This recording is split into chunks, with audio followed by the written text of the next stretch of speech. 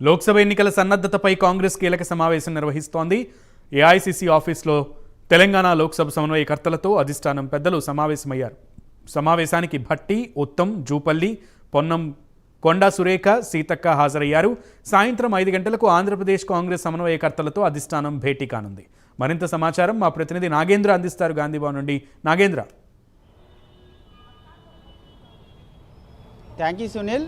రాబోయేటటువంటి లోక్సభ ఎన్నికలపైన అధిష్టానం సీరియస్గా ఫోకస్ చేసిందనే చెప్పాలి. ఇప్పటికే అధిష్టానం రాష్ట్రాలకు సంబంధించినటువంటి కాంగ్రెస్ నేతలందరితో కూడా పలు దఫాలుగా సమావేశాలు నిర్వహిస్తున్నటువంటి పరిస్థితి ఉంది. దానిలో భాగంగానే ప్రస్తుతం ఢిల్లీ కేంద్రంగా ఏఐసీసీ కార్యాలయంలో తెలంగాణ లోక్సభ కోఆర్డినేటర్లకు సంబంధించి సమావేశం కొనసాగుతుంది. సమావేశంలో అధిష్టానానికి సంబంధించి ఏఐసీసీ అధ్యక్షుడైనటువంటి మల్లికార్జున ఖర్గేతో పాటు మరొకవైపు రాహుల్ గాంధీ, సోనియా గాంధీతో పాటు మరొకవైపు కీలక నేతలంతా కూడా ఈ సమావేశంలో పాల్గొన్నారు. ముఖ్యంగా తెలంగాణ రాష్ట్రం నుంచి లోక్సభ కోఆర్డినేటర్లుగా ఉన్నటువంటి మంత్రులు, అదేవిధంగా ఇతర సీనియర్ నేతలంతా కూడా ప్రస్తుతం ఈ సమావేశంలో హాజరైనటువంటి పరిస్థితి ఉంది. ముఖ్యంగా ఇప్పటికే గాంధీ భవన్ కేంద్రంగా తెలంగాణ కాంగ్రెస్ రాబోయేటటువంటి లోక్సభ ఎన్నికలకి సంబంధించినటువంటి అంశంలో పలు కీలక సమావేశాలు నిర్వహించడంతో పాటు మరొకవైపు ఎజెండాను కూడా రూపొందించడం జరిగింది. ప్రస్తుతం ఆ ఎజెండాను అంతటిని కూడా ప్రస్తుతం ఏఐసీసీ కార్యాలయంలో జరుగుతున్నటువంటి సమావేశంలో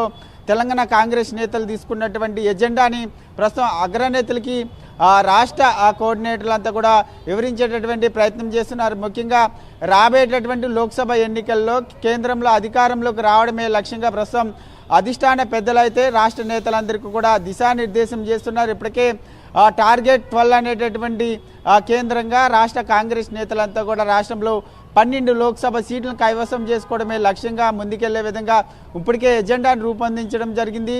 దాని అంతటిని కూడా ప్రస్తుతం ఏఐసీసీ అగ్రనేతలకైతే చెప్తున్నటువంటి పరిస్థితి కనిపిస్తుంది. ముఖ్యంగా రాబోయేటటువంటి లోక్సభ ఎన్నికల్లో ప్రచార వ్యూహాల శైలి ఏ విధంగా ఉండాలి, అదేవిధంగా అభ్యర్థుల్ని ఎవరెవరిని ప్రకటించాలన్న దానిపైన ప్రధానంగా చర్చ జరుగుతున్నటువంటి పరిస్థితి అయితే కనిపిస్తుంది. ముఖ్యంగా లోక్సభ ఎన్నికల నేపథ్యంలో ఇప్పటికే టీపీసీసీ అధ్యక్షుడు రేవంత్ రెడ్డి, మరొకవైపు సీఎం అయినటువంటి రేవంత్ రెడ్డి సంక్రాంతి తర్వాత పార్లమెంట్కి సంబంధించినటువంటి అభ్యర్థులందరినీ కూడా ఫైనల్ చేసి ప్రకటిస్తామంటూ కూడా చెప్పినటువంటి నేపథ్యంలో ఇప్పుడు జరుగుతున్నటువంటి సమావేశంలో అభ్యర్థులకు సంబంధించినటువంటి అంశం చాలా కీలకంగా చర్చకు వచ్చేటటువంటి అవకాశం కనిపిస్తుంది. దాంతో పాటు మరొకవైపు తెలంగాణ రాష్ట్రంలో పార్లమెంట్ ఎన్నికల ప్రచార సమయంలో ఎవరెవరు అగ్రనేతలు పాల్గొనాలి, ఏ విధంగా ప్రచార వ్యూహాలు ఉండాలి, ఏ విధంగా గ్రౌండ్ లెవెల్లోకి వెళ్ళాలన్న దానిపైన ప్రధానంగా చర్చ జరుగుతున్నటువంటి పరిస్థితి అయితే కనిపిస్తుంది. మొత్తానికి అగ్రనేతలు అయితే మాత్రం రాష్ట్ర నేతలందరికీ దిశానిర్దేశం చేస్తున్నారు. ఒకవైపు